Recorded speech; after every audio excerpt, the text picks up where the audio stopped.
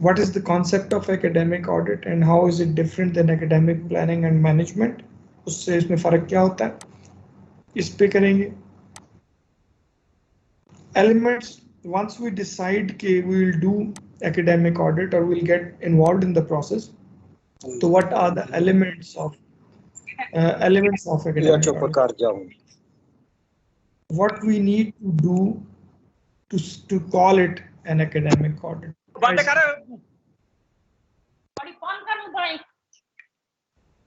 जी किसी का जी mic on है, काइंडली माइक अपने ऑफ कर दीजिए.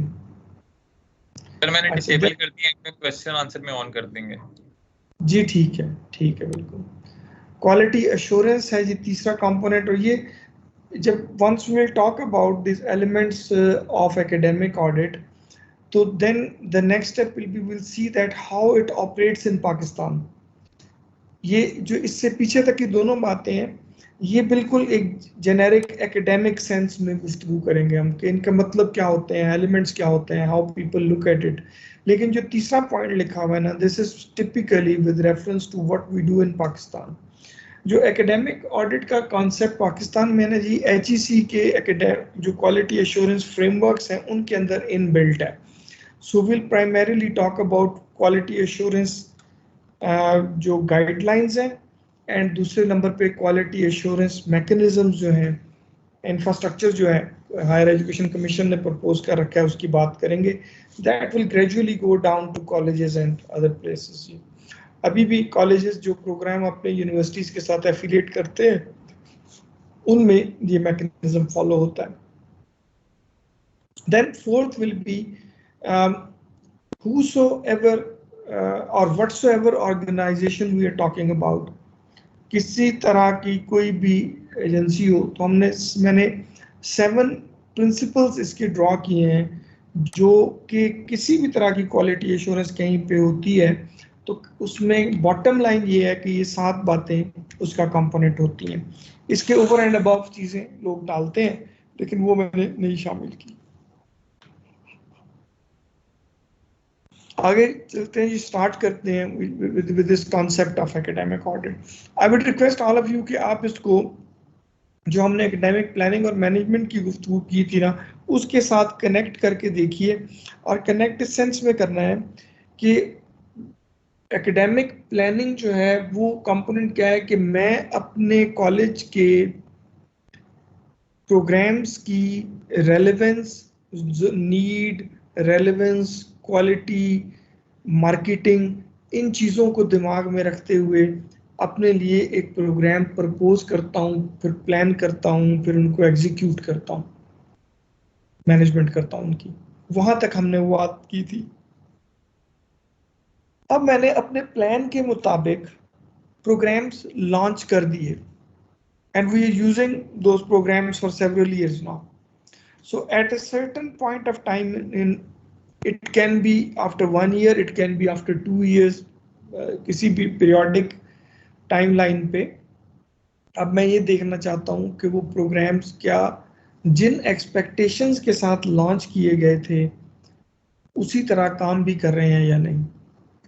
और purpose मेरा again किसी को सजा या जजा देना नहीं है, एप्रिसिएशन या कंडेम करना ये मेरा टारगेट नहीं है. टारगेट मेरा प्रोग्राम इम्प्रूवमेंट है. सो एकेडमिक ऑडिट पुलिसिंग का नाम नहीं है, किसी की मैं जाके चेकिंग कर रहा हूँ ऐसा नहीं है. पहला इसका पॉइंट यही है कि हम जनरली स्पीकिंग इसका नाम ही हमने इसको रखते हैं हम पीयर रिव्यू प्रोसेस या सेल्फ स्टडी या self assessment by the people from within institutions and people from outside institutions. दोनों लेवल्स पे हम इसको करते हैं. सो मैं देखना ये चाहता हूँ, पानी अच्छा एक कप दे देना पानी, मैं एक ठंडा ना हो. एकेडमिक ऑडिट में मैं ये देखना चाहूँगा कि पहले लेवल पे मैं इंटरनली ये असेस करूँ, अपने इदारे के लोगों के ज़रिए से असेस करूँ कि जो प्रोग्राम्स मैं रन कर रहा हूँ वो अपने टारगेट्स को, अपने ऑब्जेक्टिव्स को कितना मीट कर रहे हैं, उसकी मार्केट में उसकी स्टैंडिंग क्या है, लोगों का उसकी तरफ रवैया क्या है, ये देख लूँ। जब मैं इंटरनली इसको इंश्योर कर लूंगा तो अगला स्टेप है उसको एक्सटर्नली इंश्योर करने का। एक्सटर्नल इंश्योरेंस का मतलब ये है कि मैं दूसरे इदारों के लोग इन्वॉल्व करके थ्रू रेगुलेटर, मसलन HEC हमारा रेगुलेटर है, सो थ्रू रेगुलेटर डिसाइड करेगा कि वो किन लोगों को शामिल करेगा, उनकी टीम बनाता है और वो टीम मेरे इदारे में आती है और मेरे प्रोग्राम्स को देखती है। किन पैरामीटर्स पे, जिन पैरामीटर्स को मैंने यूज किया था प्लानिंग करते वक्त, उन्हीं पैरामीटर्स पे, ठीक है। सो ये इसका कॉन्सेप्ट हो गया। इसका पर्पस जैसे मैंने कहा पुलिसिंग वगैरह नहीं है, किसी को पकड़ना, सजा देना, गलतियां देखना, ये नहीं है। इसका एम्फेसिस होता है self reflection and self improvement. जो बहुत एडवांस सिस्टम्स हैं जहां पे मेच्योर सिस्टम है, या यूं कह लीजिए सेल्फ रिस्पॉन्सिबल सिस्टम्स हैं, वहां पे इवन वो इस बात को भी इनकरेज करते हैं कि सेल्फ ऑडिट जो है it is not meant to check compliance with the predetermined. मतलब अगर मैं इसको मिसाल ले लूं, हायर एजुकेशन कमीशन ने एक गाइडलाइन बना रखी है। ऑडिट का ये मतलब नहीं है कि लोग इस गाइडलाइन को फॉलो करें, लोग उससे हटके जिन चीजों को दुरुस्त समझते हैं, ठीक समझते हैं, अगर वो उससे उन गाइडलाइन से हटके भी प्रैक्टिस कर रहे हैं तो इवन देन हमें कोई मुज़ायका नहीं है कि हम देखें और जो उनकी अच्छी प्रैक्टिसेस हैं उनको कहीं और इस्तेमाल कर पाए। सो लेकिन बॉटम लाइन ये है कि it is not meant for evaluating or checking anybody, it is meant for self reflection and self improvement। ये एसेंस जो है ये evaluators में होना जरूरी है जी। Then the third thing which defines academic audit is to encourage departments or programs to evaluate their education quality process। ये इतनी वेग टर्म है ना एजुकेशन क्वालिटी। एजुकेशन क्वालिटी का कोई सिंगल यार्डस्टिक हो नहीं सकता और कोई भी यूनिफॉर्म यार्डस्टिक नहीं हो सकता अक्रॉस इंस्टीट्यूशंस। मैं इसको पर्सनली जिस तरह देखता हूँ वो सिंपल सा मेरा कॉन्सेप्ट है।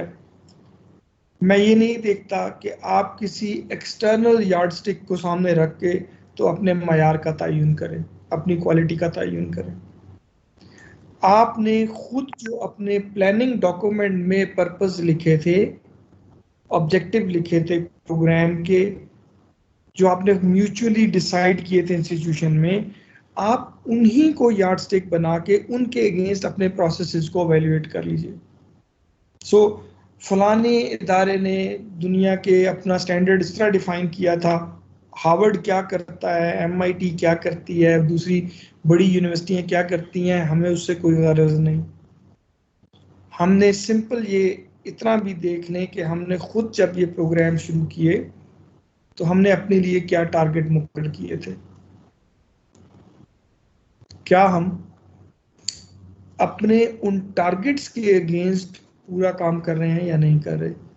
इसको क्वालिटी प्रोसेस मैं कहता हूँ, एजुकेशन क्वालिटी प्रोसेसेस, ठीक है, ये मैंने ऑडिट करने होते हैं। लेकिन ये जो मैंने जैसे अर्ज किया कि ये मेरी पर्सनल लेवल की अंडरस्टैंडिंग है क्वालिटी प्रोसेसेस को चेक करने से मुताल्लिक या उनको डिफाइन करने से मुताल्लिक। आपका रेगुलेटर इसको कैसे डिफाइन करता है, हायर एजुकेशन कमीशन कैसे करता है, यानी रेगुलेटर हमारा तो वही है, तो वो कैसे डिफाइन करता है, एंड ऑफ द डे हमें उसकी कंप्लायंस करनी होगी।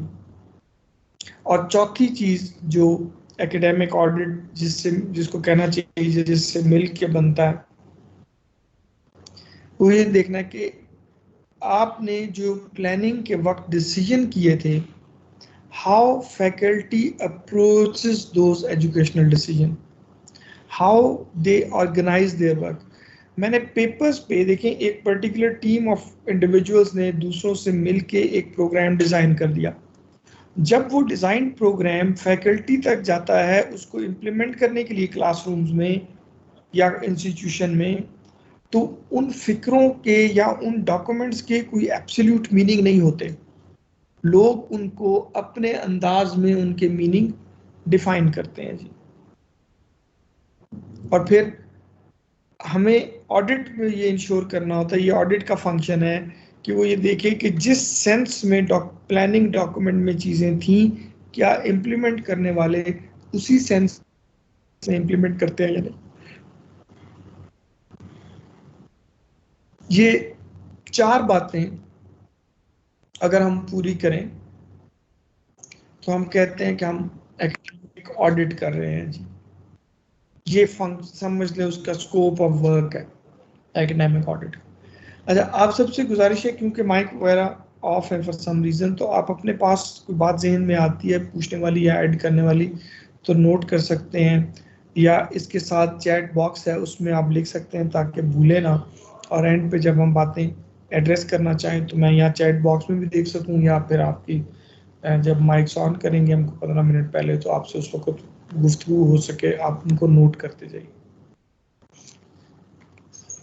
इस एकेडमिक ऑडिट के जी इस स्कोप में रहते हुए अगर मैं ये डिफाइन करना चाहूँ कि इसके एलिमेंट्स क्या होते हैं, तो 2 लेवल पे इसके एलिमेंट्स होते हैं जी।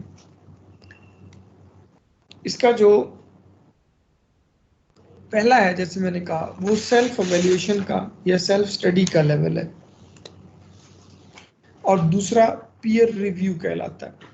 अच्छा, इन टर्म्स को समझना होना अपनी आसानी एनोलॉजी की खातिर, उनकी उस सेंस में नहीं, सिर्फ एनोलॉजी के लिए मैं बयान कर देता हूँ कि जैसे हमारे महकमों में फाइनेंशियल मैटर्स में इंटरनल ऑडिट होता है और एक्सटर्नल ऑडिट होता है।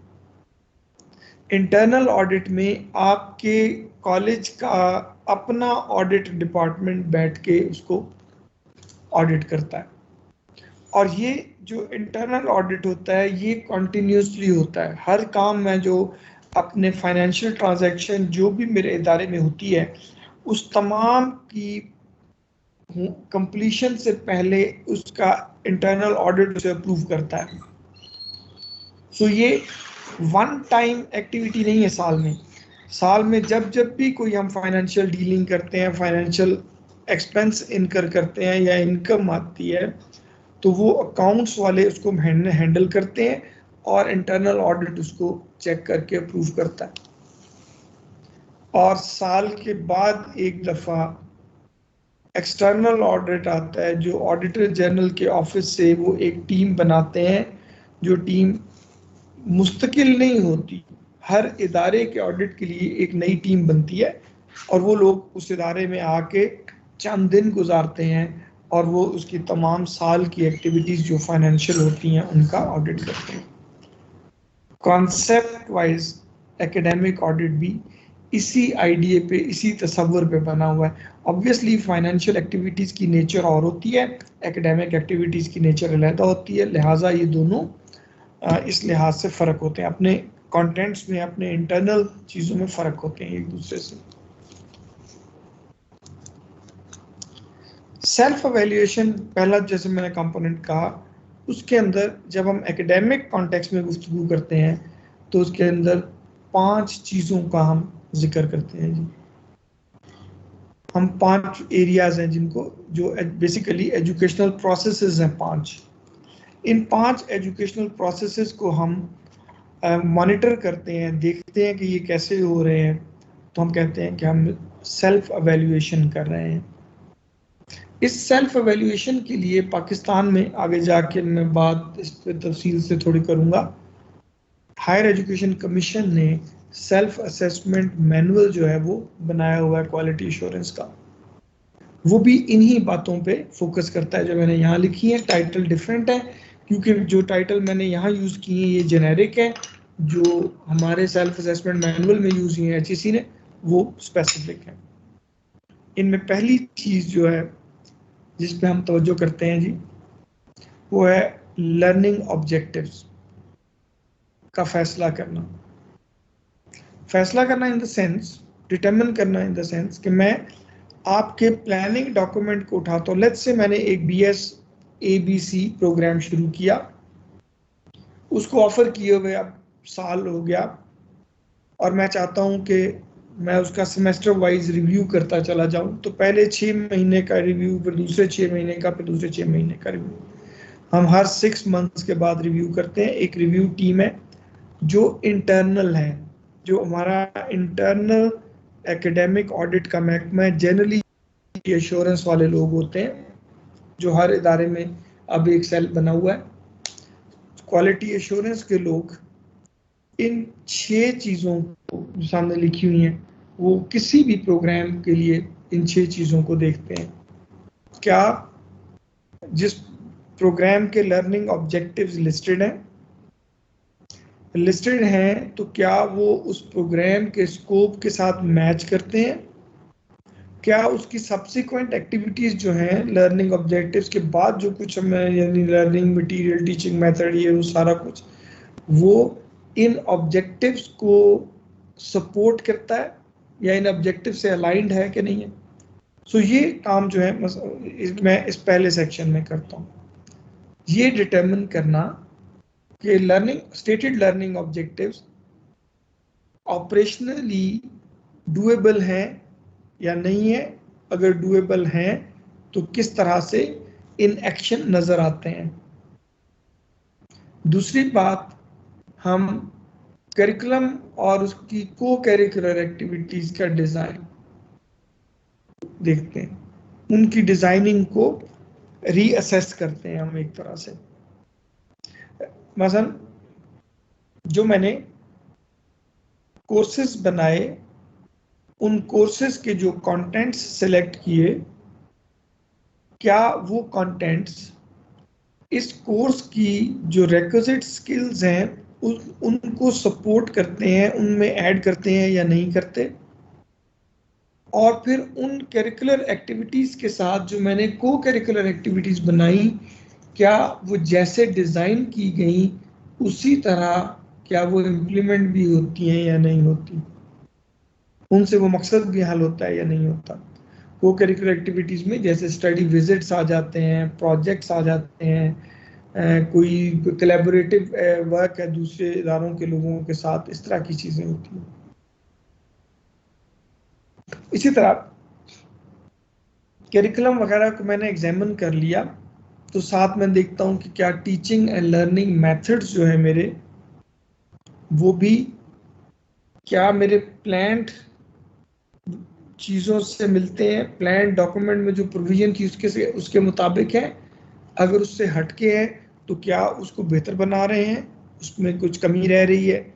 इन चीज़ों को एग्जामिन करना कि compliance to what planned, and if something is not being practiced according to plan, what were the reasons for that and how it contributes। तो इसको देखना, ये भी एकेडमिक ऑडिट में हम देखते हैं। इसी तरह असेसमेंट, क्या असेसमेंट इफेक्टिव है, रेलेवेंट है, अपने फ्रीक्वेंसी में दुरुस्त है, उसकी रिजल्ट्स की रिकॉर्डिंग और उसकी यानी रिजल्ट्स को बनाना, उनको शेयर करना, डॉक्यूमेंट करना, ये चीज़ें दुरुस्त हो रही हैं या नहीं हो रही हैं। अगर ये चारों पांचों बातें हो रही हैं तो क्या उसी क्वालिटी के मयार पे, यानी उस मयार पे हो रही हैं जिस मयार पे इनको करने का कहा गया था। तो ये 6 चीज़ें जो हैं, जब मैं इनको अपने यूनिवर्सिटी के हर प्रोग्राम के लिए एक गिवन टाइम के बाद इंटरनल फैकल्टी मेंबर्स और रिस्पेक्टिव डिपार्टमेंट के नुमाइंदों के साथ मिल के करता हूं, तो मैं कहता हूं कि मैं सेल्फ एवेल्यूएशन कर रहा हूं या सेल्फ रिव्यू कर रहा हूं, सेल्फ असेसमेंट कर रहा हूं। एक एलिमेंट एकेडमिक ऑडिट के। दूसरा जो मैंने बताया वो था पीयर रिव्यू। पीयर रिव्यू ये था, जैसे पहले अर्ज किया, कि ये मैं खुद सिलेक्ट नहीं करता, रेगुलेटर मेरा ये सिलेक्ट करता है कि उसका कौन सा नुमाइंदा और एकेडमिक कम्युनिटी के कौन से लोग मेरे यूनिवर्सिटी या मेरे कॉलेज आएंगे और मेरे प्रोग्राम्स का रिव्यू करेंगे। टिपिकली स्पीकिंग ऑडिटर्स जो होते हैं ये वॉलंटियर्स होते हैं, अमूमन टीचर्स होते हैं। इनको फिर जो रिव्यूइंग एजेंसी होती है वो ट्रेनिंग करती पे HEC है हमारे यहाँ। तो HEC कुछ हर थोड़े अरसे के बाद एप्लीकेशंस रिसीव करता है फैकल्टी मेंबर से जो कि कुछ प्रोग्राम्स की या इदारों की इवैल्यूएशन में इंटरेस्टेड होते हैं। वो एक सर्कुलेशन के ज़रिए से ऑनलाइन एक परफॉर्मेंस के ज़रिए से लोगों को रिकॉर्ड कर लेता है, अपने पास एंटर कर लेता है रिपोजिटरी में।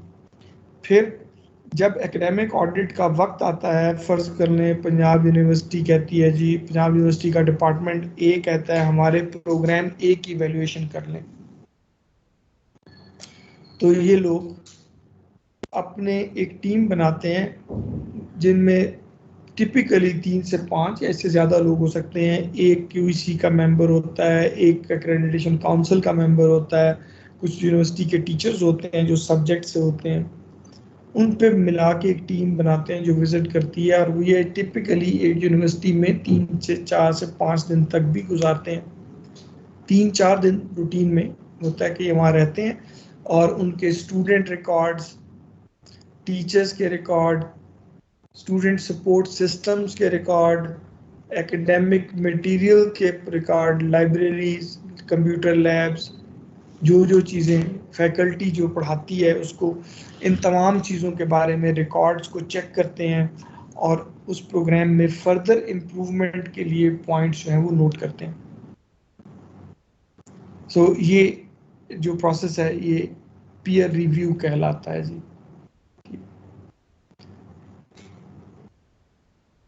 ऑडिटर्स जो हैं ये किसी भी यूनिवर्सिटी में काम करते वक्त अमूमन वहाँ के हेड ऑफ इंस्टीट्यूशन से मिलते हैं, रिस्पेक्टिव हेड से मिलते हैं और फिर प्रोग्राम इंचार्ज से मिलते हैं और एक ये रिपोर्ट अपनी या एक इंट्रोडक्टरी रिपोर्ट जिसको कहना चाहिए कि ये अपना तारुफ क्या हम करेंगे क्या, वो हेड को देते हैं जाते हुए और एग्जिट मीटिंग पे ये दोबारा हेड को ब्रीफ करके आते हैं अपनी ऑब्जर्वेशंस के बारे में। तो ये वाला मैकेनिज्म पीयर रिव्यू में इस्तेमाल होता है। अभी मैं इन्हीं पॉइंट्स को जो यहाँ लिखे पहले इन्हीं को एक एक करके थोड़ा सा एक्सप्लेन करता हूँ और बहुत ज़्यादा टाइम नहीं लगा सकूँगा क्योंकि हमने इसको आगे काफ़ी सारा हिस्सा भी रहता है। पहला पॉइंट जो था, जैसे वहाँ हमने कहा था कि सेल्फ एवेल्यूएशन में या सेल्फ असेसमेंट में डिटर्मिनिंग लर्निंग ऑब्जेक्टिव्स, ये पहला पॉइंट है। अच्छा, यहाँ ना लफ्ज़ डिटर्मिन करने का मतलब ये नहीं है कि हमने लर्निंग ऑब्जेक्टिव्स बनाने हैं, हमने ये डिटर्मिन करना है कि जो लर्निंग ऑब्जेक्टिव्स बनाए गए थे प्रोग्राम लॉन्च करते वक्त उनकी प्रैक्टिस क्या उनकी अचीवमेंट में सपोर्टिव है या नहीं है। सो इसलिए ये 3 पॉइंट्स में सामने रखे हुए कि have we consciously considered that students who complete our courses should know and be able to do what for employment for their other responsibilities as citizen. मुझे ये असेस करना है एज एन ऑडिटर कि प्रोग्राम प्लान ने जो बयान किया कि हमारा ग्रेजुएट जो है उसमें ये स्किल्स होंगी, उसकी एम्प्लॉयबिलिटी फलां सेक्टर में होगी और उसके वो ये सोशल स्किल्स हमसे सीख जाएगा। ये हमने प्रोग्राम लॉन्च करते वक्त ये सब कुछ बनाया था। अब मुझे एविडेंस चाहिए कि कितने लोगों में ये स्किल्स पैदा हुई, इसका रिकॉर्ड इदारे के पास क्या है, जो लोग ग्रेजुएट कर गए वो किस जगह एम्प्लॉय हुए, इसका रिकॉर्ड चाहिए।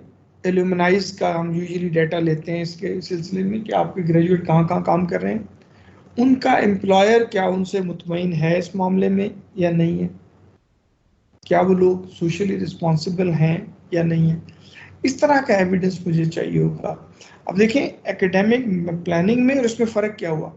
प्लानिंग में मैंने कहा था ये होगा, इसके ज़रिए से ये करेंगे, इसके ज़रिए से फलां चीज़ निकलेगी। अब मैं कह रहा हूँ कि ये हुआ, ये निकला, ये सक्सेस रही, ये सक्सेस नहीं रही। तो लिहाजा मैं इसकी वैल्यूएशन एक तरह से कर रहा हूं कि जो मैंने कमिट किया था या सोचा था कि ऐसा होगा, किस हद तक वैसा हो रहा है। तो ये पहला पॉइंट हो गया। हमें एम्प्लॉयर से डाटा चाहिए, हमें फॉर्मर स्टूडेंट से चाहिए, हमें अपनी तरह के दूसरे इंस्टीट्यूशंस का डाटा चाहिए जो यही प्रोग्राम ऑफर करते हैं, हमें स्टूडेंट्स की फीडबैक चाहिए, हमें पेरेंट्स की फीडबैक चाहिए ऑडिट के वक्त। ये हमें प्लानिंग के वक्त कब चाहिए थी? जब हमने नीड असेसमेंट की थी। ऑडिट के वक्त कब चाहिए? जब मेरा ग्रेजुएट जाके इन जगहों पे काम करने लग गया, ग्रेजुएट करके मुआशरे का हिस्सा बन गया। तो जिन इदारों में वो चले गए, जिन आगे पढ़ने लग गए, तो जिस एजुकेशनल इदारे में गए, मार्केट में गए, मुआशरे का हिस्सा बने, एम्प्लॉयर के पास काम करने लगे, तो मुझे इसकी वहाँ से तफसीलात लेनी होंगी। और सेल्फ स्टडी का मतलब क्या है कि मैं ये चेक करूंगा कि क्या इदारा ये कर रहा है या नहीं कर रहा, कंटिन्यूसली ये इंफॉर्मेशन रिकॉर्ड कर रहा है या नहीं कर रहा। इस बात का एविडेंस मुझे अपने ऑडिट में चाहिए होगा कि जो चीज़ें मेरे प्लान के मुताबिक वर्क नहीं कर रही थी, क्या मैंने उसके बारे में चेंजेस की, अपनी प्रैक्टिस को बदला उस एविडेंस की बुनियाद पे जो मुझे प्रैक्टिस से मिला। क्या मैंने दूसरे इदारों की बेस्ट प्रैक्टिसेस को अपने यहाँ लागू किया, इस्तेमाल किया। इसका ये मैं एज एन एविडेंस कलेक्ट करना चाहूँगा इस हिस्से में। इससे नेक्स्ट हिस्सा जो है ना जी, वो है कि जो मैंने प्रोग्राम का करिकुलम डिज़ाइन किया था और को करिकुलर एक्टिविटीज़ डिज़ाइन की थी, उनको दो तरह से मैं चेक करता हूँ जी। प्लानिंग के वक्त हमने कहा था कि रिसोर्सेज का जुडिशियस यूज़, जो मैं प्रोग्राम का कंटेंट या और करिकुलम बनाऊं, उसकी relevance to the needs of the market, उसके पोटेंशियल यूजर्स की एक्सेप्टेंस, ये बातें मैंने एज ए बेस इस्तेमाल की थी करिकुलम मटेरियल की डिजाइनिंग के लिए। अब ऑडिट के वक्त मुझे ये इंश्योर करना है कि जो मैंने उस वक्त क्लेम किया था कि क्या हमने कोलैबोरेटिवली काम किया।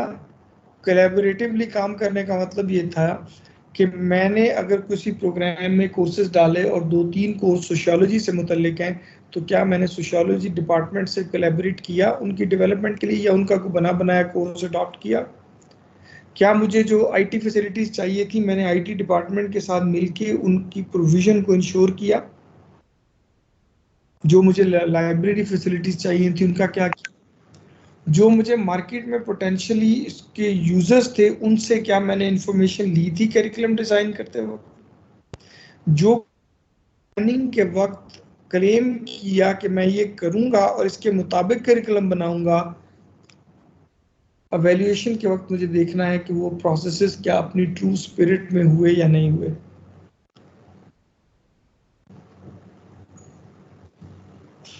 इसी तरह करिकुलम की वर्टिकल और हॉरिजॉन्टल अलाइनमेंट है जी अगली बात। जब मैंने प्रोग्राम प्लान किया तो मैंने ये इंश्योर किया कि ये प्रोग्राम, इस प्रोग्राम का ग्रेजुएट इससे अगले हायर डिग्री प्रोग्राम के अंदर जो चीज़ें पढ़ाई जानी है उसके पढ़ने के लिए तैयार हुआ या नहीं हुआ। अगर उसने मुझसे निकल के मार्केट में एम्प्लॉयमेंट के लिए जाना है, तो क्या वो एम्प्लॉयर की रिक्वायरमेंट्स के मुताबिक चीज़ें सीख सका या नहीं। जिस प्रोग्राम से वो पढ़ के मेरे पास आ रहा था, जो उसने वहाँ सीखा था, क्या मैंने अपने प्रोग्राम में चीज़ें डिज़ाइन करते वक्त उस पिछले प्रोग्राम में जो सीख चुका था उसके आगे कनेक्ट किया या नहीं किया।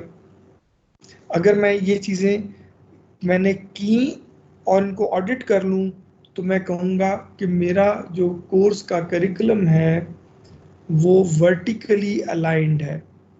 जहां से आए और जहां जाना है, उन दोनों जगहों ने जो सिखाया या आगे सीखना है, उनकी रिक्वायरमेंट को मेरा प्रोग्राम फीड करता है। अगर मेरा प्रोग्राम ये काम करता है डिजाइन के वक्त से, तो मैं कहूंगा कि ये वर्टिकली अलाइंड प्रोग्राम है। ये मैंने इंश्योर करना है ऑडिट के दौरान। इसी तरह हॉरिजॉन्टल अलाइनमेंट को भी चेक करना है। करिकुलम की हॉरिजॉन्टल अलाइनमेंट ये होती है कि मैं एक ही कोर्स में एक ही प्रोग्राम में मल्टीपल कोर्सेज पढ़ाता हूँ डिफरेंट सेमेस्टर्स में। क्या एक सेमेस्टर में पढ़े हुए कोर्स उससे अगले सेमेस्टर में आने वाले कोर्सेज की जो रिक्वायरमेंट्स हैं उनको फीड करते हैं या नहीं करते? हॉरिजॉन्टली मेरे कोर्सेज एक दूसरे से अलाइंड हैं कि नहीं? रेपिटेशन तो नहीं है कि एक ही 2-3 कोर्स एक ही चीज पढ़ाते जा रहे हो। जो लोग पहले पढ़ के आ चुके हुए हैं उनकी डेप्थ में इजाफा करने के लिए कोर्सेज में प्रोविजन है या नहीं है? कहीं ऐसा तो नहीं है कि मैं कुछ ऐसी चीजें रीडू करता हूं जो पहले से हुई हुई हूं? इन बातों को गारंटी करना, एग्जामिन करना और फिर गारंटी करना, ये अगर श्योर कर लिया जाए तो हम इसको कहते हैं कि ये हॉरिजॉन्टली अलाइंड है। सो करिकुलम डिजाइन से ये मतलब है कि मुझे ये अपने ऑडिट में ये इंश्योर करना है कि करिकुलम बनाने वालों ने क्या उसकी वर्टिकल और हॉरिजॉन्टल अलाइनमेंट का ध्यान रखा कि नहीं बना। अगर ये ध्यान रखा तो वेल एंड गुड, नहीं रखा तो जहां जहां मुझे गैप नजर आएगा मैं आइडेंटिफाई कर दूंगा और उसके प्रोग्राम के डेवलपर्स तक कम्युनिकेट कर दूंगा। ये दोनों काम इंश्योर करने के बाद अगला स्टेप है कोर्स मटेरियल्स की सिलेक्शन। जो इंस्ट्रक्शनल मटेरियल है उसकी सिलेक्शन। तो मैं अब फोकस मेरा ये होगा कि अच्छा अलाइन तो मैंने देख लिया है, जिन चीज़ों को मैंने आइडेंटिफाई किया कि वो पार्ट होंगी मेरे प्रोग्राम का, क्या उनको पढ़ाने के लिए, उनको कैरी आउट करने के लिए मैंने जो मटेरियल सेलेक्ट किए, मटेरियल से यहाँ मुराद सिर्फ किताब नहीं है जी, किताब है, आईटी सपोर्ट है, इसी तरह से जो आप कह लीजिए आजकल के ज़माने में जो यूट्यूब और इस तरह के सोर्सेज हैं, learning resources other than books, इनकी प्रोविज़न है। सो क्या इन चीज़ों को मैंने ज़रूरत और मुनासिबत के लिहाज से सेलेक्ट किया या नहीं किया? सो जो कोर्स मटेरियल्स की सिलेक्शन उस पर बात हो गई। जो आउट ऑफ क्लास एक्टिविटीज मैंने डिज़ाइन की थी उनकी डूएबिलिटी वो कितनी दफ़ा हुई, होने के लिए चैलेंजेस कौन कौन से फेस करने पड़े, इम्प्रूवमेंट कैसे हो सकती है, ये मैं अपने ऑडिट के अंदर बताता हूँ। क्या उनके होने का, उन एक्टिविटीज़ को कैरी आउट करने का पॉइंट ऑफ टाइम और कोर्स में उसका इंस्ट्रक्शनल टाइम आपस में कनेक्टेड है या नहीं है? एट टाइम्स फर्ज कर ले मैंने किसी फैक्ट्री का विजिट करवाना था, केमिकल फैक्ट्री का, केमिस्ट्री के स्टूडेंट्स को, तो ऐसा तो नहीं है कि मैंने करवाना था किसी चीज़ को पढ़ाने से पहले और वो विजिट पहले करा लिया, पढ़ाया बाद में, या एट टाइम्स पढ़ा दिया और उसके साल बाद विजिट करा दिया, तो वो विजिट अपनी अफादियत को खो देता है। तो इसको इंश्योर करना कि एक्टिविटीज़ एक दूसरे के साथ सिंक्ड हैं और राइट पॉइंट ऑफ टाइम पे हुई हैं, ये ऑडिट का काम है। Do we identify and learn from best practices? ये हर एक के अंदर आपको आखिरी पॉइंट यही नजर आएगा कि क्या मैं ये वक्तन फवक्तन इंश्योर करता हूँ कि जो कुछ मैं कर रहा हूँ ये कंटेम्प्रेरी जो दूसरे इदारे हैं उनकी प्रैक्टिसेस के साथ अलाइंड है या नहीं है। सो ये इसका सेकंड जो पॉइंट था जी वो हो गया। थर्ड पॉइंट जो सेल्फ स्टडी में हमने जिक्र किया था, अच्छा इन पॉइंट्स को सुनते वक्त ना काइंडली ये भी ज़हन में रखिए, जब पीयर एवेल्युएशन होती है तो वो भी इन्हीं बातों को आके देखते हैं जो हम यहाँ जिक्र कर रहे हैं। सिर्फ और सिर्फ उनके लिए मौजूद एविडेंस जो होते हैं वो हमने ऑलरेडी रिफाइन करके रखे होते हैं। सेल्फ असेसमेंट में हम एविडेंसेस को ऑर्गेनाइज कर रहे होते हैं। सो इसमें थोड़े से क्या कहना चाहिए फ्लेक्सिबिलिटी होती है। उसके अंदर नहीं होती फ्लेक्सिबिलिटी। वहां उनके सामने हम फाइनल प्रोडक्ट रखते हैं जिसको उन्होंने आके एवेल्युएट करना होता है पीयर्स ने। लेकिन स्टेप यही 6 है जो मैंने यहाँ लिखे हुए हैं, सिर्फ मैकेनिज्म फर्क हो जाता है। टीचिंग और लर्निंग को डिजाइन करना, अच्छा मटेरियल चूज कर लिया, हॉरिजॉन्टली वर्टिकली अलाइन था, मटेरियल रेलेवेंट था, टाइमलाइन एक्टिविटीज की दुरुस्त थी। तो अगली बात जो मुझे देखनी है कि क्या टीचर जो है वो लर्निंग एक्टिविटीज को उसी सेंस में कंडक्ट करता है जिस सेंस में वो डिजाइन की गई थी। एट टाइम्स आप, क्योंकि हमारे इदारों में, कॉलेजेस में और यूनिवर्सिटीज में ये इश्यू नहीं है, जो डिजाइन कर रहे होते हैं वही कंडक्ट कर रहे होते हैं। लेकिन एट टाइम्स ये भी होता है कि जिसने डिजाइन किया वो कंडक्ट करते वक्त नहीं होता, वो किसी और के जिम्मे लग जाता है। तो क्या जिसके जिम्मे लगा वो, या जिसने बनाया था अगर वो भी कर रहा है, तो क्या वो उसको उसकी ट्रू सेंस में या डिजाइर्ड सेंस में डिलीवर करता है या नहीं करता। स्टूडेंट का उन मटेरियल्स तक एक्सपोजर उसी तरह होता है जैसे कहा था या नहीं होता। सो ये बुनियादी तौर पे सिलेक्शन ऑफ टीचिंग मेथड या लर्निंग मेथड जो है और डिजाइनिंग ऑफ टीचिंग जो है, ये इस बात को इंश्योर करने का स्टेप था कि हमने जो चीज़ें जिस सेंस में डेवलप की उसी सेंस में डिलीवर हो जाएं। इस काम को करने का नाम है, उसमें जो भी स्टेप्स इन्वॉल्व होते हैं वो हम इस हिस्से में कर लेते हैं। क्या स्टूडेंट को हम प्रॉपर टाइम पे फीडबैक देते थे, क्या हमारे मेथड ऑफ टीचिंग जो थे वो उस कंटेंट के पढ़ाने के लिए सूटेबल थे, क्या हम अपने टीचिंग मेथड के इस्तेमाल में फ्लेक्सिबल हैं या नहीं है, हमारे टीचर्स वहाँ लिख तो दिया कि होंगे, प्रैक्टिकली हैं या नहीं है ये देखा। क्या हम स्टूडेंट को टाइमली फीडबैक देते हैं, स्टूडेंट को मोटिवेट करते हैं, स्टूडेंट वर्क की वैल्यूएशन करके उसको फर्दर गाइडेंस देते हैं या नहीं देते हैं। मिसाल के तौर पे सेमेस्टर में ले लीजिए, मैंने कह दिया सेमेस्टर सिस्टम में कि हम फीडबैक देंगे। अब फीडबैक देनी है, मैंने सेमेस्टर एंड हो गया तो अभी तक नहीं दी, या सेमेस्टर के बिल्कुल ख़त्म होने के बाद रिजल्ट के साथ दी, तो उस फीडबैक की यूटिलिटी कब लिमिटेड हो जाती है। फीडबैक तो तब यूजफुल होती है अगर आज जो करवाया है कल क्लास से पहले उस पर ऊपर बता दिया जाए कि आपका क्या गलत था क्या ठीक था। इन बातों को, यानी ये ऑन पेपर दुरुस्त लिखी होती हैं लेकिन प्रैक्टिस में फॉर मैनी गुड रीजंस उस तरह नहीं कर रहे होते जैसे लिखी होती हैं। तो इस बात को इंश्योर करना कि अपनी ऑब्जर्वेशन में, अपने ऑडिट में, कि चीज़ें जिस तरह बयान की गई क्या उसी ऑर्डर में होती हैं, नहीं होती तो किस कंपल्शन से वो तब्दीली की गई, और क्या वो तब्दीली अगर इनेविटेबल थी, बेहतरी के लिए थी, तो फिर मैं सजेस्ट करूंगा कि उसको पार्ट ऑफ डॉक्यूमेंट बना दीजिए, पिछले प्रोसेस को बदल के उसकी जगह इस तरह का प्रोसेस दीजिए।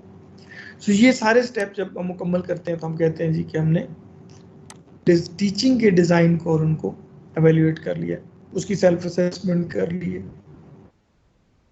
और उसके बाद स्टूडेंट ने वो तमाम काम कर लिए जो आपने प्लान कर रखे थे, स्किल सीख ली, नॉलेज बेस बना ली, एम्प्लॉयर की ज़रूरियात के मुताबिक तैयार भी हो गया या आगे पढ़ने वाली ज़रूरियात के मुताबिक।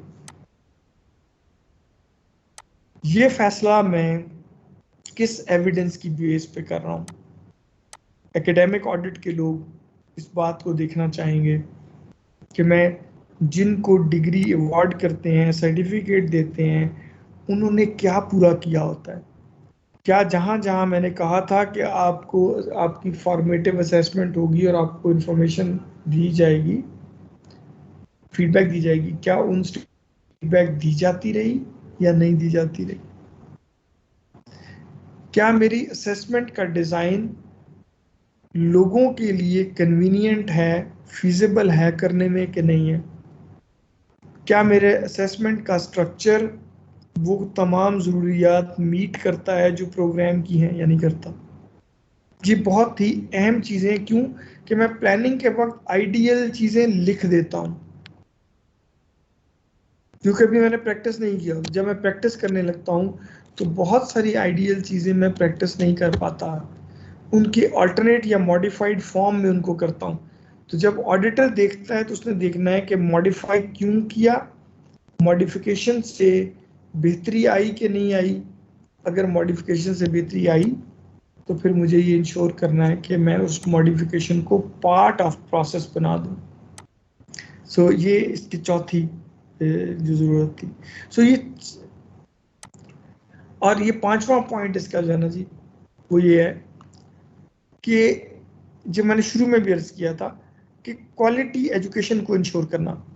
इसके बारे में मैं जैसे पहले भी अर्ज कर चुका हूँ कि मैं इसको अपने तौर पे लूँ तो मैं इसको सिंपलिस्टिक और टेंजेबल रखने के लिए कभी भी क्वालिटी के मेजर्स किसी ऐसी जगह से नहीं उठाता जिसको मैंने प्लानिंग के वक्त कंसल्ट नहीं किया होता। अदरवाइज ये इस कदर मिसमैच हो जाता है कि मैंने यानी बनाते वक्त तो मयार और तरह से मुतय्यन किए क्वालिटी के, और चेक करते वक्त किसी और की यार्डस्टिक ले ली। तो जो काम मैंने करने का कमिट नहीं किया था, आप मुझे उसके लिए किसी और क्राइटेरिया पे चेक नहीं कर सकते। जिस क्राइटेरिया पे मैंने वो चीज़ें बनाई, आपको मुझे चेक करना है कि अच्छी हैं कि बुरी हो रही हैं, तो उसी क्राइटेरिया पे करिए। सो क्वालिटी से मेरी मुराद हमेशा ये रहती है कि प्रोग्राम प्लानिंग के वक्त जिन चीज़ों को आपने अपने लिए मयार के तौर पे मुकर्रर किया था, कि मिसाल ले लेते हैं, फ़र्ज़ कर ले मैंने कहा था कि एवेल्यूएशन में मैं वीकली फीडबैक दूंगा, मैं स्टूडेंट की असेसमेंट के लिए पेपर इदारे के बाहर किसी लोगों से बनवाऊंगा, मैं रिजल्ट की इंटरप्रिटेशन मार्क्स की शक्ल में नहीं दूंगा बल्कि स्किल्स के अगेंस्ट रिपोर्ट लिखूंगा कि इसको कौन कौन सी स्किल आती है। तो क्या इम्प्लीमेंट करते वक्त मैं असेसमेंट इसी को कर रहा हूं या इसको बदल दिया है? अगर तो क्यों बदल दिया है और बदलने से क्या बेहतरी हासिल हुई है, उसको डॉक्यूमेंट कर लेता हूं। लेकिन सिंपली ये नहीं कर सकता कि मैंने प्रोग्राम बनाते वक्त तो यार्डस्टिक और बनाई थी, अब असेस करते वक्त किसी और चीज को ले लूं। ये गलती हम आम करते हैं जी। हमारे यहाँ इस बात का जी बड़ा रिवाज है कि मैं जब भी कोई प्रोग्राम डिजाइन करता हूँ या इदारे की कोई एक्टिविटी, तो हार्वर्ड से नीचे नहीं रुकना होता। मैंने काम या तो करना नहीं करना है तो स्टेट ऑफ द आर्ट करना है। जब तक यहाँ का बाकी सब कुछ हार्वर्ड का नहीं होता, सिर्फ एक प्रोग्राम उसके प्रोग्राम के मुताबिक चला देने से बात नहीं बनती। जब तक सब कुछ ऑक्सफोर्ड या कैम्ब्रिज की तरह नहीं हो जाता, उस वक्त तक एक प्रोग्राम वैसे बना लेने से या उनके स्टैंडर्ड्स, उनके कंटेंट्स, उनकी एक्टिविटीज को बोरो कर लेने से वो प्रोग्राम अच्छा नहीं हो जाता। इम्प्लीमेंटेशन सेटअप हमारा वही है जो यहाँ का है। सो लिहाजा एज एन ऑडिटर जब मैं कहता हूँ कि क्वालिटी एजुकेशन, तो quality education to me means whatever the program claimed at the beginning, we need to find out कि against those self set targets मैं कैसा परफॉर्म कर रहा हूँ। आप आर्गू कर सकते हैं कि वो सेल्फ सेट प्रोजेक्ट जो है वो दुनिया के मुकाबले में बहुत नीचे के होंगे, लेकिन वो रियलिस्टिक हैं, वो मेरी ज़रूरत के मुताबिक हैं। सो क्वालिटी से मेरी मुराद ये है, इसमें कोई हाइपोथेटिकल या एब्स्ट्रैक्ट कॉन्सेप्ट नहीं रखना चाहिए जो मेजरेबल ना हो, जो रिपोर्टेबल ना हो।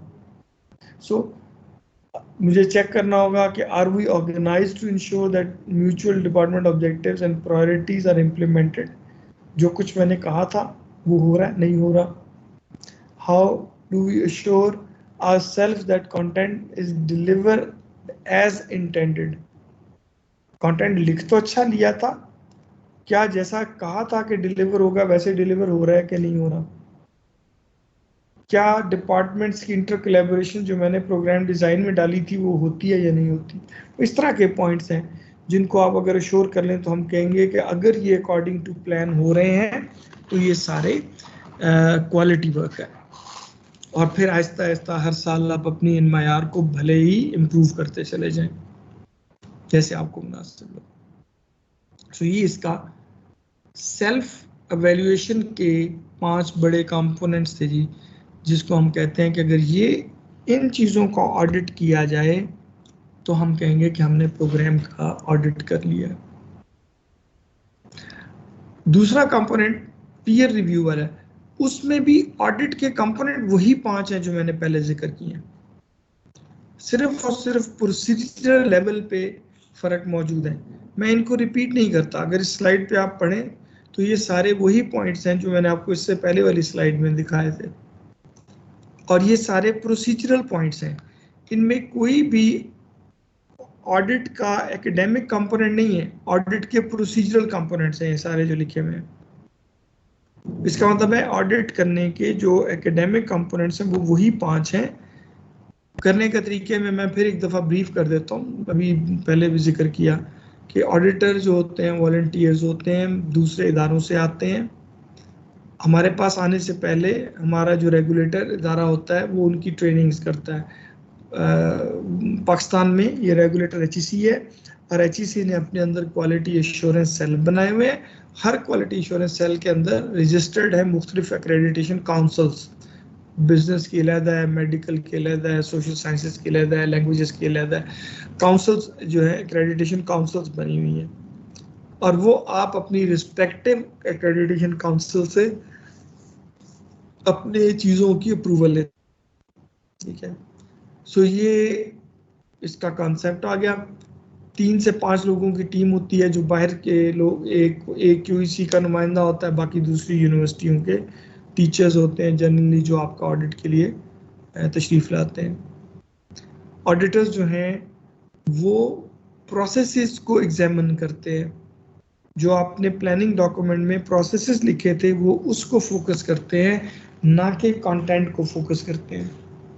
सो लिहाजा इससे कोई बहुत ज़्यादा फ़र्क नहीं पड़ता कि अगर कोई ऑडिटर आ जाए एजुकेशन के कोर्सेज को एग्जामिन करने के लिए और उसका अपना सब्जेक्ट सोशल साइंसेस में और सोशल स्टडीज़ हो, या उसका अपना सब्जेक्ट हिस्ट्री हो या फिजिक्स हो, इससे फ़र्क नहीं पड़ता, क्योंकि उसने एकेडमिक प्रोसेसेस को एवेल्युएट करना होता है जी। ऑडिटर्स के आने का एथिकल प्रोटोकॉल ये है कि वो अपनी एक लॉन्चिंग विजिट जो है वो इदारे के हेड को से टाइम लेके उससे मिलते हैं, अपने आने का पर्पस बताते हैं, प्रोटोकॉल बताते हैं, अपने स्टे का पीरियड बताते हैं, रिपोर्टिंग के फॉर्मेट्स बताते हैं कि हम कैसे करेंगे, और उसके बाद फिर वो हर डिपार्टमेंट में वक्त गुजारते हैं जहाँ जहाँ उनको साइन किया जाता है, वहाँ उनका रिकॉर्ड लेते हैं, पेरेंट्स का, स्टूडेंट्स का, वैल्यूएशन का रिकॉर्ड उनका, इसी तरह बाकी डिटेल्स जो जमा की होती हैं यूनिवर्सिटीज़ ने हर स्टूडेंट के बारे में वो लेते हैं, स्टूडेंट से मिलते हैं, टीचर से मिलते हैं, और यूनिवर्सिटी के एकेडमिक प्लान में दी हुई चीज़ों के मुताबिक उस डाटे को इस्तेमाल करते हुए उन प्रोग्राम्स के बारे में अपनी एवेल्यूएशन जो है वो अपनी एग्जिट विजिट पे इदारे के हेड के साथ शेयर करके तो फिर जाते हैं जी। ये इस तरह से प्रोसीजरली चलता है।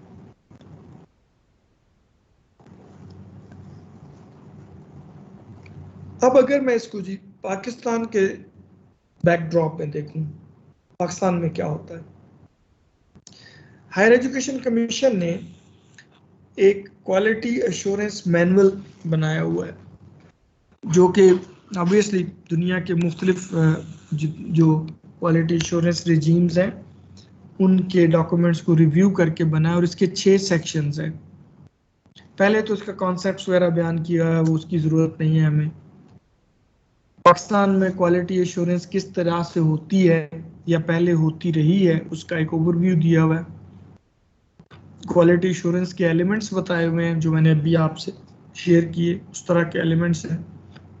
उन एलिमेंट्स पे बेस्ड जो फ्रेमवर्क है, फ्रेमवर्क में और एलिमेंट्स में फ़र्क ये होता है कि फ्रेमवर्क लेवल्स भी बता देता है, कोई चीज़ कितनी होगी तो एक्सेप्टेबल है, इतनी हो जाएगी तो हम इसको कैटेगरी C कहेंगे, कैटेगरी B कहेंगे, A कहेंगे।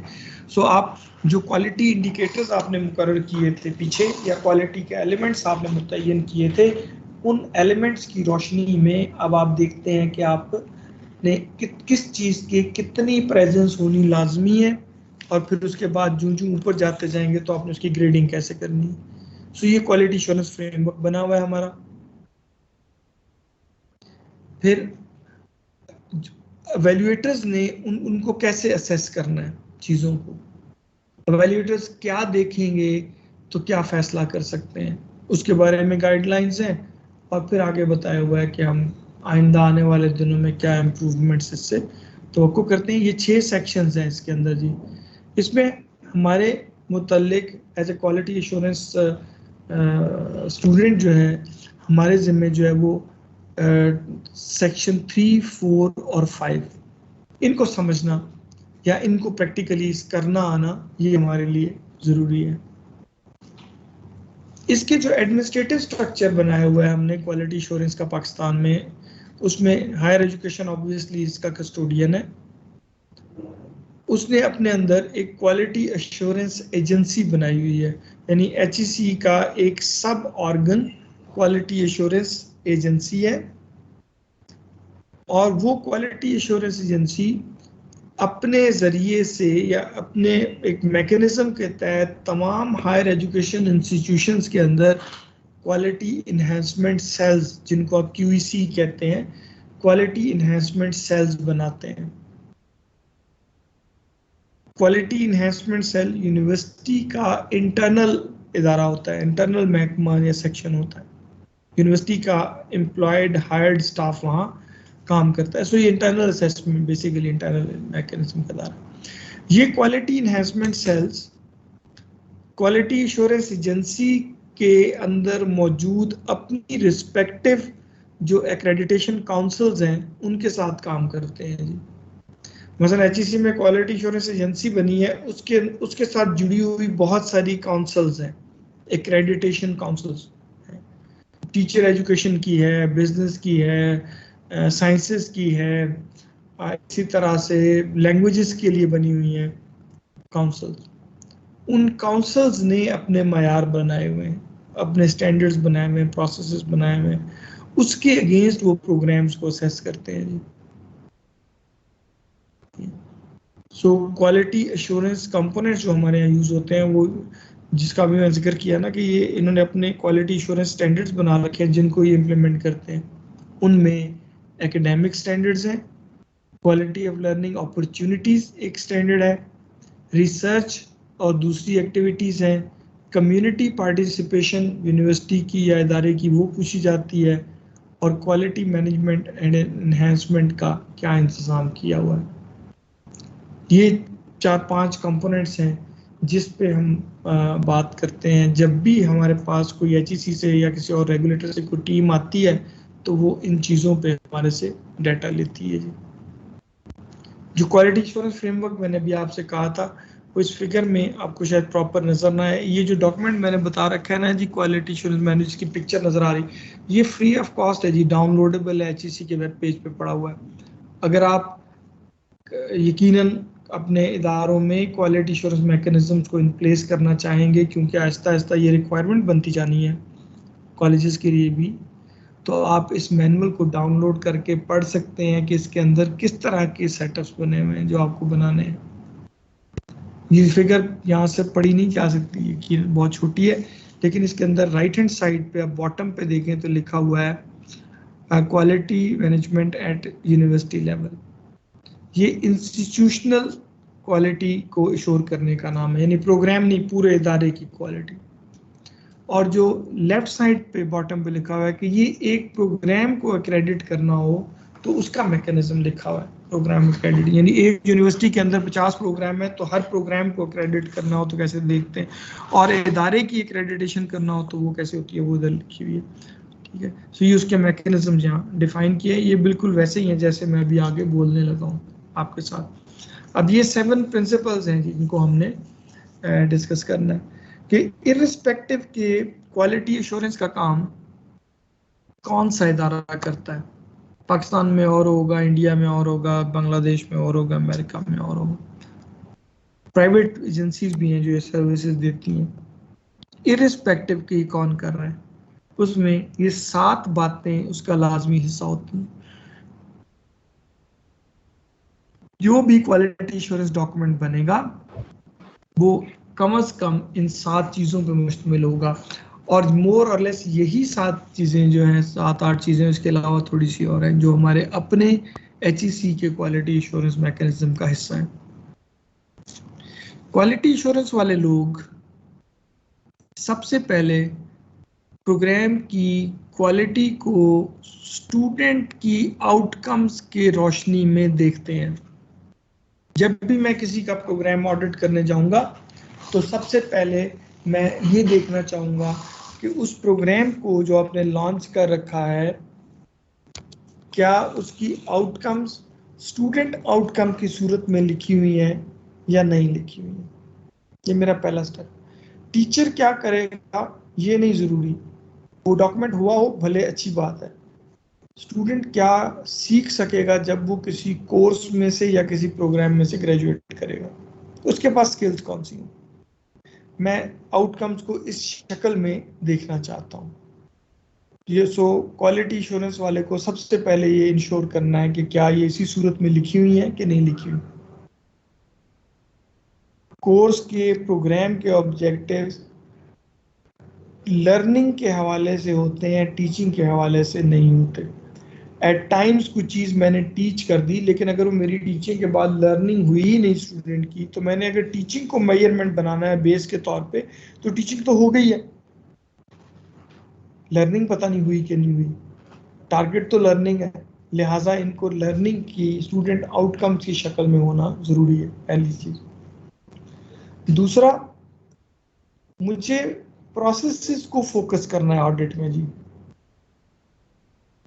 ऑडिट में मुझे कंटेंट्स को, प्रोग्राम्स के, किताबों के अंदर लिखे हुए चैप्टर्स के मवाद को नहीं देखना। वो वेरी करता है, यूनिवर्सिटी अपने मैकेनिज्म से अपनी ज़रूरियात के मुताबिक उनको ऑल्टर कर देती है। इस तरह देखिए कि HEC में भी BS प्रोग्राम्स ले लें, सो उन्होंने एक tentative suggested scheme of studies और आउटलाइन बनाई है। आउटलाइन वैसे भी कोई नहीं बनाई, कहते हैं हम बना रहे हैं, लेकिन उन्होंने एक सजेस्टेड आउटलाइंस दी हुई है कि इन चीज़ों के बारे में आपने बात करनी है, और साथ ये कि आप उसके अंदर 25% तक ऑल्ट्रेशन भी कर सकते हैं। सो जब भी मैंने एनालाइज करना होगा तो मुझे कंटेंट एनालाइज करने की जरूरत नहीं है, वो तो एक रेगुलेटर ने बता दिया या मेरे इदारे ने अपने अपने मुख्तलिफ रिस्पेक्टिव बॉडी से प्रूव करा दिया। मुझे सिर्फ ये इंश्योर करना है कि जो प्रोसेसेस मैंने कहे वो प्रोसेसेस उसी तरह होते हैं या नहीं होते जैसे लिखे हुए हैं। हफ्ते में एक सब्जेक्ट की 3 दिन क्लास होगी, 3-3 घंटे की एक क्लास होगी, या 2-2 घंटे की एक क्लास होगी, ये होता है कि नहीं होता।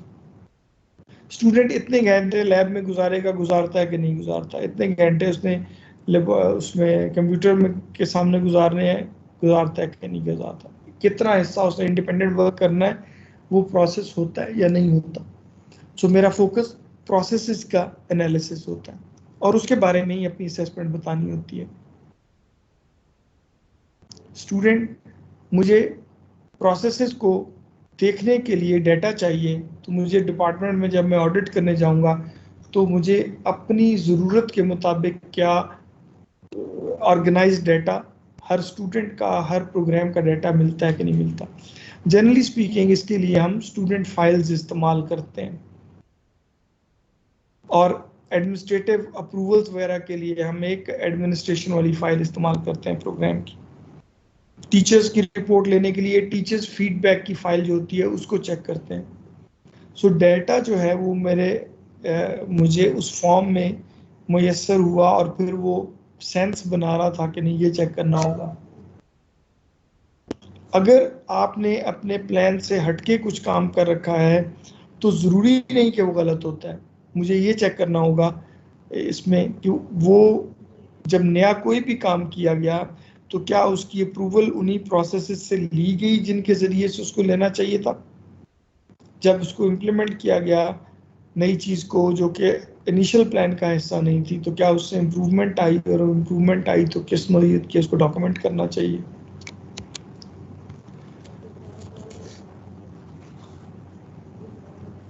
और ये सेंस मुझे ड्यूरिंग ऑडिट हमेशा कायम रखनी है जी, कि जो मैं कहता हूँ ये किसी की ह्यूमिलेशन के लिए नहीं है, ये एक ऐसा ट्रस्टवर्दी इन्वायरमेंट बनाना कि ये किसी इंडिविजुअल को टारगेट करने के लिए नहीं है, किसी इंस्टीट्यूशन को डाउनग्रेड करने के लिए नहीं कर रहा, बल्कि मेरा प्रोसेस ये एविडेंट करे कि ये एक सेल्फ रिफ्लेक्टिव सपोर्टिव एक्टिविटी है जो मैं कर रहा हूँ, जो प्रोग्राम्स पे फोकस्ड है, उसकी बेहतरी के लिए है, लोगों को टारगेट नहीं करती। तो ये प्रोसेस फोकस का ये मतलब है जी। फिर ऑडिट के दौरान जो चीज़ मुझे और एग्जामिन करनी होती है विजिट के दौरान दूसरे इदारों की, वो है क्या इदारे के मुख्तलिफ आर्गन्स जो इस प्रोग्राम की ऑफरिंग से रिलेटेड हैं वो कोलैबोरेटिवली काम करते हैं या नहीं करते हैं। मैं कैसे चेक करता हूँ? मैं इस तरह से ऑडिट करता हूँ इस बात का कि अगर एक प्रोग्राम में ऑफर करने में library, laboratory, ICT, exam, admission, faculty ये इन्वॉल्व थे, तो क्या रिसोर्सेज का जुडिशियस यूज कर रहे हैं कि नहीं कर रहे, क्या ऐसे प्लेटफॉर्म्स एग्जिस्ट करते हैं यूनिवर्सिटी पे जहाँ पे इनकी कोलैबोरेशन पॉसिबल हो, ये इंश्योर करना चाहिए। तो इसको मैं कहता हूँ कि ये वर्क कोलैबोरेटिवली के जुमरे में आता है। आपने अपनी डिसीजन जो है ऑडिट के वक्त अपनी जाती ऑब्जर्वेशन की बुनियाद पे नहीं करने जी, एविडेंस की बुनियाद पे करने। ये बहुत ही अहम फैक्टर है। हमारे पास ऑडिटर्स आते हैं या हम कहीं एज ए ऑडिटर जाते हैं ना, तो जाने से पहले मैं कुछ उस इदारे के बारे में, उसके प्रोग्राम्स के बारे में एक परसेप्शन रखता हूँ जो पब्लिक ओपिनियन से मैंने एक्सट्रैक्ट की होती है या अपने ज़ाती तजर्बे से एक्सट्रैक्ट की होती है। मैं उनकी एविडेंसेस को नहीं देखता, बल्कि अपने जहन में एक प्री कलेक्टेड इंफॉर्मेशन की बुनियाद पे, परसेप्शन की बुनियाद पे फैसले शुरू कर देता हूँ। ऑडिटर को ये नहीं करना। ऑडिटर ने अपनी नेगेशन करनी है अगर एविडेंस मेरी परसेप्शन से अपोजिट आ देता है। डेटा जो चाहिए वो लेना चाहिए और उस डेटे की रोशनी में फैसला करना चाहिए कि उसके प्रोग्राम्स कैसे रन कर रहे हैं।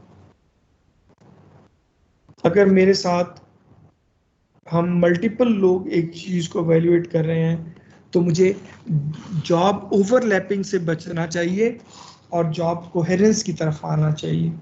यानी हम 3 लोगों के जिम्मे लगा, टीम में हम 3 लोग फर्ज करें शामिल हैं, तो जॉब्स को डिस्ट्रीब्यूट कर लें, ना कि हर आदमी हर जॉब करे, हर आदमी हर पार्ट को करेगा तो आपकी राय में ऑब्वियसली फ़र्क होगा, आपकी वैल्यूएशंस में फ़र्क होगा और फिर उनकी रिकन्सिलिएशन एट टाइम्स जो है वो लोग ज़ाती अना का मामला बना लेते हैं।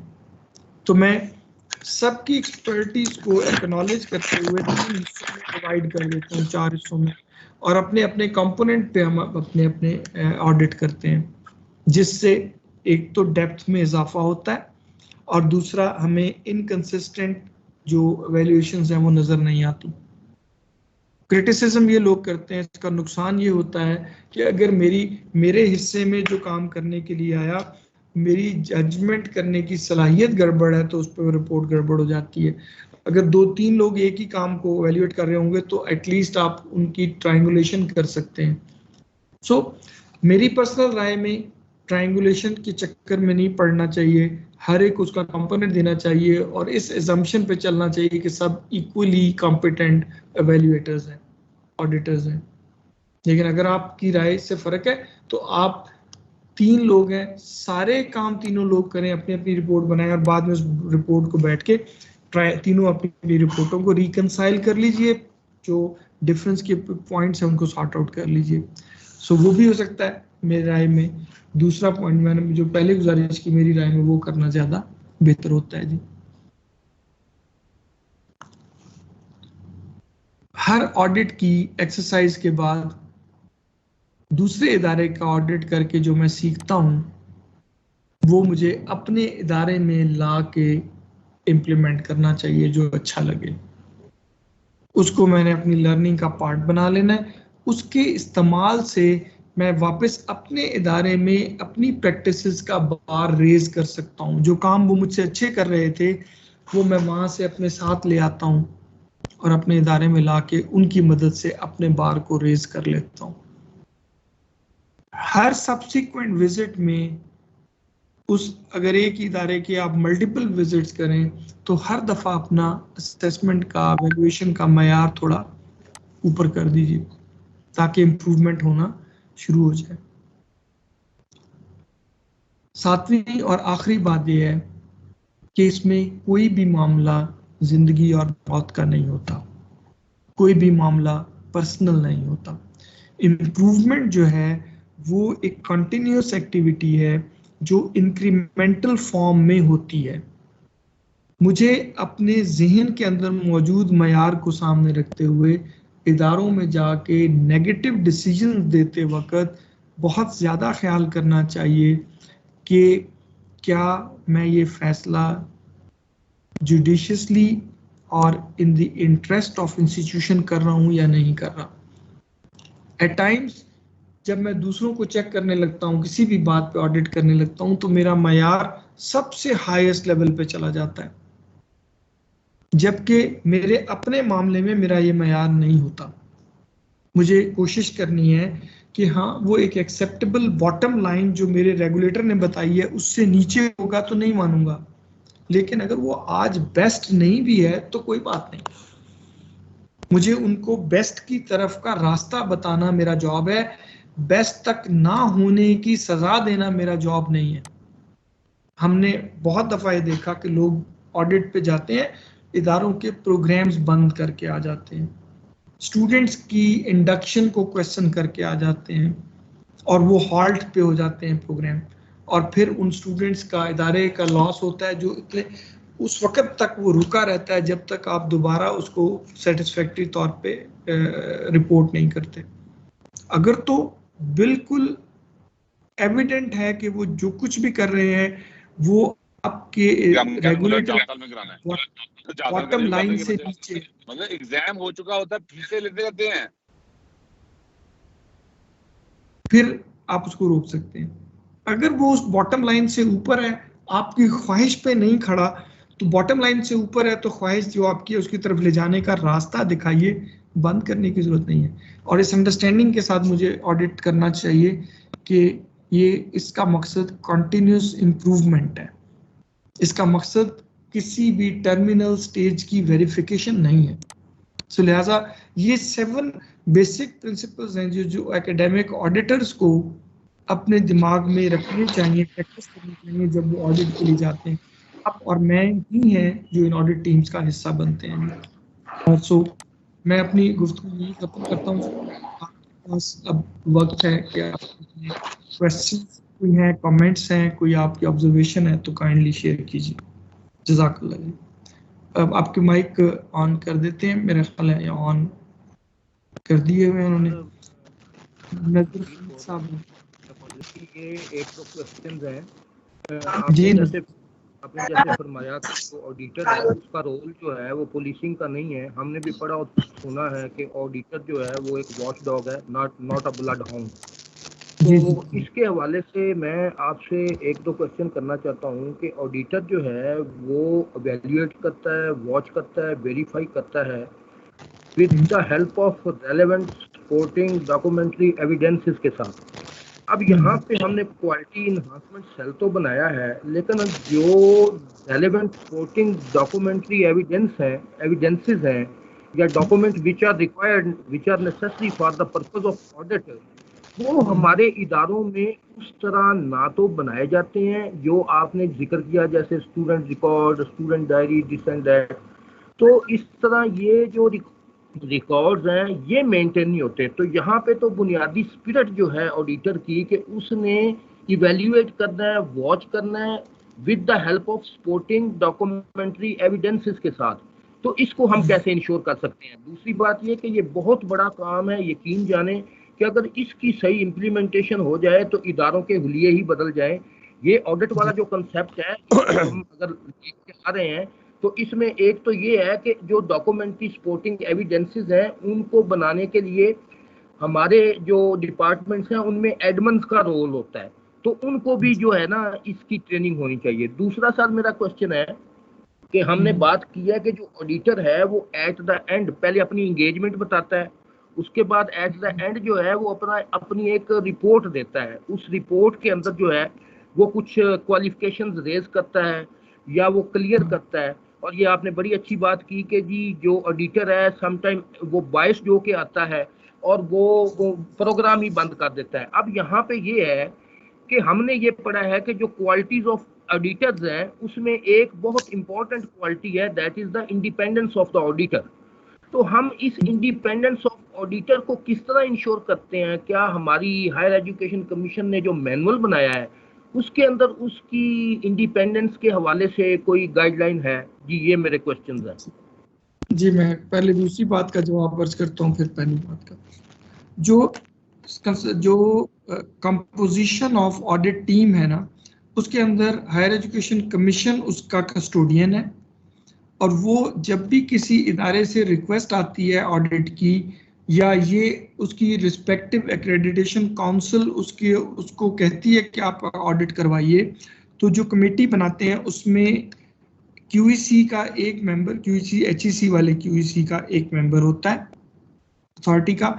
बाकी लोगों में जनरली स्पीकिंग दूसरे इदारों से लोग लिए जाते हैं। दूसरे इदारों से लोग लिए जाएंगे तो इस बात का इम्कान बढ़ता रहता है कि अगर आप मेरे किसी सो कॉल्ड राइवल इंस्टीट्यूशन में मुझे भेज देंगे, जो जिससे मैं फील करता हूँ अपने दिमाग में कि हमें कंपटीशन में है, तो मेरे बहुत इम्कानात हैं कि मैं बाइस्ड हो जाऊंगा। सिलेक्शन ऑफ ऑडिटर्स की वक्त क्यूईसी इस बात का ख्याल रखता है उनके मैनुअल के मुताबिक कि क्लैश ऑफ इंटरेस्ट जो है वो अवॉइड किया जाए। इसीलिए दरमियान में मैंने एक बात कही थी कि उन ऑडिटर्स का उस सब्जेक्ट से होना जरूरी नहीं है जिस सब्जेक्ट के प्रोग्राम को वो एवेल्युएट करना चाह रहे हैं, क्योंकि उनका फोकस प्रोसेसेस होते हैं। सो इस तरीके से आप उन राइवलरीज को अवॉइड कर लेते हैं। इंडिपेंडेंस ट्रू सेंस में देखी जाए ना जी, मसलन मैं अगर मुझे अच्छा नहीं लगता ये कभी भी, लेकिन क्या करें, डेवलप्ड कंट्रीज को अगर आप सामने रखें तो इसकी प्रैक्टिस है कि जो क्वालिटी एश्योरेंस के इदारे हैं वो इंडिपेंडेंट होते हैं, वो गवर्नमेंट रेगुलेटर नहीं होता। वो एक इंडिपेंडेंट इदारा होता है जिसको आप हायर करते हैं पैसे दे के, जिसका कोई भी बंदा ना तो आपके इदारों में मुलाजिम होता है और ना ही आप उनके मुलाजिम हो सकते हैं। सो उनके जरिए से वो एकेडमिक ऑडिट कराते हैं। इस तरह के इदारे हमारे यहाँ भी मौजूद नहीं है, ना हमने बनाए हैं और अभी इतना आसान भी नहीं, बहुत अरसे तक बना नहीं सकेंगे हम इनको। और जो क्लैश ऑफ इंटरेस्ट है उसको हम ऐसे ही मैनेज कर सकते हैं जैसे मैंने आपसे गुजारिश की मैनेज हुआ। ये पहली बात जी। दूसरी बात जो आपने बताई कि हम एट टाइम्स विजिट करते हैं, जो बेसिक प्रिलिमिनरी डॉक्यूमेंट्स होते हैं किसी भी ऑडिट को करने के लिए वो इदारों में बने हुए नहीं होते, उसका रिवाज नहीं है। ये बात बिल्कुल हमारे एचईसी के भी नॉन नोटिस में है और हम सबको भी पता थी कि उस तरीके से रिकॉर्ड ही मेंटेन नहीं होता। इसका इलाज जो सर हमने अभी तक जो करते आ रहे हैं वो ये कि पहले विजिट को, ऑडिट विजिट में पहले विजिट को ये जीरो विजिट का नाम देते हैं। जीरो विजिट में आपको ये प्रोविजन नहीं है कि आप कोई प्रोग्राम बंद करके आए। जीरो विजिट का मतलब ये होता है कि आप जो रिक्वायर्ड एविडेंसेस हैं उनको उनसे हासिल करें, और जो नहीं मिल पाते एविडेंस आप उन एविडेंसेस के लिए डॉक्यूमेंट कराते हैं कि अगली दफा हमने तब आना है, आप आने तक ये एविडेंस इस शक्ल में बना लीजिए, और हम फिर फर्स्ट विजिट पे जाके प्रोग्राम्स की ऑडिट करने का डिसीजन कर सकते हैं। जीरो विजिट में नहीं कर सकते जी। अस्सलाम वालेकुम डॉक्टर। जी जनाब। डॉक्टर नासिर साहब अस्सलाम वालेकुम, प्रोफेसर बदौनी दर्ज कर रहा हूँ। ये आपका बहुत ही ज़बरदस्त लेक्चर है इस हवाले से एकेडमिक ऑडिट, क्योंकि जब भी किसी चीज़ का चेक नहीं होगा तो उसका पता नहीं चलेगा परफॉर्म कर रहा है कि नहीं कर रहा। क्या हमारे इतने पंजाब के कॉलेजेस में से कभी किसी कॉलेज का ऑडिट हुआ है? पहला क्वेश्चन तो ये है। दूसरा ये है कि अगर गवर्नमेंट ऐसा करे कि हर कॉलेज के प्रिंसिपल को एक टारगेट दे दे 5 साल का कि आप इसको यहाँ से यहाँ तक ले जाएं, इम्प्रूव करें। फॉर एग्जाम्पल एक बंदे को अगर शुगर है तो डॉक्टरों से कहता है यार तुम 3 किलोमीटर वॉक करो, तो अगर वो 3 किलोमीटर वॉक डेली करेगा तो डेफिनेटली उसकी शुगर कम हो जाएगी। ऐसे ही इदारों को अगर टारगेट्स दे दिए जाएं कि भाई आप 5 साल यहाँ रहेंगे, 5 साल में आप बराए मेहरबानी इसके ये माइनस पॉइंट्स रिमूव करें कॉलेजेस के और उसको इम्प्रूव करें, फिर उसका ऑडिट किया जाए और उस ऑडिट को पब्लिश ना किया जाए ताकि किसी भी प्रिंसिपल या दोस्त की ह्यूमिलिएशन ना हो सके, उसको गवर्नमेंट सीक्रेट रखे। इसी तरह पूरे पंजाब के कॉलेजेस को अगर टारगेट्स दिए जाएं तो मेरे ख्याल में बड़ी इंप्रूवमेंट हो सकती है और वक्त भी कम से कम 4 से 5 साल का दिया जाए तो ग्रेजुअली बजट के प्रॉब्लम्स भी होते हैं, बहुत सारे इश्यूज होते हैं, कहीं टीचर्स शॉर्ट हैं, कहीं फर्नीचर नहीं है। तो इस तरह से ग्रेजुअली, मैं इकोनॉमिक्स का प्रोफेसर हूँ, तो ये 5 ईयर प्लान्स होते हैं, ईयरली प्लान्स होते हैं, तो अगर गवर्नमेंट ऐसा कर ले, मेरी एक बड़ी हकीम सी तजवीज़ है, तो मेरे ख्याल में जो हम एज ए कौम बड़े सुस्त हैं, जैसे हमारे घर में मेहमान आने हो तो हम फटाफट सफाइयाँ शफाइयाँ करके पूरा घर चमका देते हैं क्योंकि किसी ने आना होता है, और अदरवाइज हमारे बिस्तर शिस्तर देखने से ताल्लुक रखते हैं, हम किस तरह सो रहे होते हैं। इसी तरह से अगर टारगेट्स दे दिए जाएं और साथ कोई इंसेंटिव दिया जाए मोहतरम प्रिंसिपल साहिबान को। आवाज नहीं आ रही? मैं रिपीट करता हूं, मैं बदर साहब की बात को रिपीट कर देता हूं अगर आवाज नहीं आई तो मेरी ये एक सजेशन है, अगर डॉक्टर नासिर साहब आप इसको ऐड कर लें या इसको कंसीडर कर लें, तो इस तरह से हम एज ए कौम भी एक मेरा ख्याल है आगे बढ़ेंगे और तरक्की करेंगे, क्योंकि जितना पार्ट हमें प्ले करना चाहिए एज ए प्रोफेसर हम कर नहीं पा रहे, उसके बहुत सारी रीजंस हैं, उसकी डिटेल में जाने का फायदा नहीं है। मोटा पॉइंट ये है कि अगर गवर्नमेंट टारगेट रखे तो काइंडली इस पे आ जाए। आपका पॉइंट समझ आ गया। मैं बात जी बहुत शुक्रिया। जहीर साहब, ब्रदर साहब फरमा रहे थे कि कभी क्या पंजाब में किसी कॉलेज का ऑडिट हुआ या नहीं हुआ। पहली बात उन्होंने ये की, मेरे इल्म में नहीं है, आप दोस्त इस डिपार्टमेंट से हैं, मैं क्योंकि डायरेक्टली यूनिवर्सिटी से हूँ तो मुझे ये पता नहीं कि ये किस हद तक इन प्लेस है और कितनी फ्रीक्वेंसी से होता है। सो अगर आप में से कोई बता देगा बाद में तो ठीक है, मेरे इल्म में एग्जैक्टली नहीं है कि कभी किसका हुआ और क्या नतीजा निकला। टारगेट जो है ना जी, वो ऑब्वियस आउटकम है। जब भी कोई ऑडिट विजिट होता है तो उसके एंड पे एक लिस्ट दी जाती है यूनिवर्सिटीज को, की हद तक मुझे पता है कि जनाब नेक्स्ट विजिट में आएंगे तो इन बातों पे हम ध्यान देंगे जो आज हम आपको लिख के लेके जा रहे हैं। और एक ये होता है, और नेक्स्ट विजिट से पहले भी ये होता है कि हम इदारे को जो भी वो ऑडिट रिपोर्ट दे के जाते हैं, इदारे ने उसका रिस्पांस एक गिवन टाइम में HEC को जमा कराना होता है कि इस पे हमारे पास अगर उस वक्त एविडेंस नहीं था तो अब क्या एविडेंस है, अगर हम अभी नहीं कर रहे थे तो हमने करने के लिए क्या चीज़ इन प्लेस की है, इसके ऊपर हम करते हैं। ऑडिट रिपोर्ट्स को बदर साहब ने कहा कि ऑडिट रिपोर्ट बने और उसको पब्लिश करना चाहिए, बिल्कुल दुरुस्त बात है। हमारे यहाँ इस सेंस में तो पब्लिश नहीं होता कि उसको फैकल्टी या इदारे या दूसरे इदारों से शेयर किया जाए, लेकिन इस हद तक शेयर ज़रूर होता है कि उसकी कॉपीज क्वालिटी एश्योरेंस के डिपार्टमेंट को दी जाती हैं कि वो इंश्योर करे कि उसके रिस्पेक्टिव डिपार्टमेंट जिसके बारे में चीज़ है उनको बता दिया जाए कि वो इसको इम्प्रूव करें। सो ये ऑडिट रिपोर्ट पब्लिश करने वाली बात बिल्कुल दुरुस्त है कि इसको पब्लिक करना चाहिए, बताना चाहिए for the purpose of improvement, not criticising. Targets जो हैं वो लिखे होते हैं, उन टारगेट्स का फॉलो अप इंश्योर करना चाहिए, ये भी बिल्कुल आपकी साहिब बात है, बिल्कुल दुरुस्त बात है जी। तो किसी दोस्त अगर कोई बता सके कि ऑडिट में हो रहे हैं कॉलेजेस के या कितनी फ्रीक्वेंसी से हो रहे हैं तो मैं ऑब्लाइज दूंगा, क्योंकि मुझे उसके बाद। अस्सलाम वालेकुम डॉक्टर साहब, एक छोटी सी चीज ऐड करना चाहूंगा जनाब। डॉक्टर साहब, बदर मुनीर अर्ज कर रहा हूँ। मेरी ये गुजारिश थी कि प्राइवेट सेक्टर में तो ठीक है उसको पब्लिश करें, गवर्नमेंट सेक्टर का मैंने यही रिक्वेस्ट की थी कि ऑडिट कर लें, टारगेट दे दें, लेकिन उसको पब्लिश ना करें। ठीक, I want to make it clear. Private वालों को तो करते रहे, गवर्नमेंट करती रहे, लेकिन गवर्नमेंट सेक्टर भी इस तरह से नहीं है इस काबिल, तो मेरी रिक्वेस्ट यही थी कि उसको पब्लिश ना किया जाए, सीक्रेट तो सर हो रहा गवर्नमेंट सेक्टर में भी यही है कि जो ऑडिट रिपोर्ट होता है अपने अंदर रखा जाए उसको और इम्प्रूवमेंट की जाए। रेलेवेंट सेक्शन रेलेवेंट महकमे को दे दिया जाता है, रेलेवेंट सेक्शन डिपार्टमेंट को दे दिया जाता है। जी सगीर साहब मेरा ख्याल है कुछ कहना चाह रहे हैं, उसके बाद सुन लेते हैं। माइक ऑन किया था उन्होंने जब हम बात कर रहे थे, फिर वो कुछ कहने लगे और फिर हमारी बात की वजह से वो नहीं बोले। तो अगर सगीर साहब सुन रहे हैं तो प्लीज।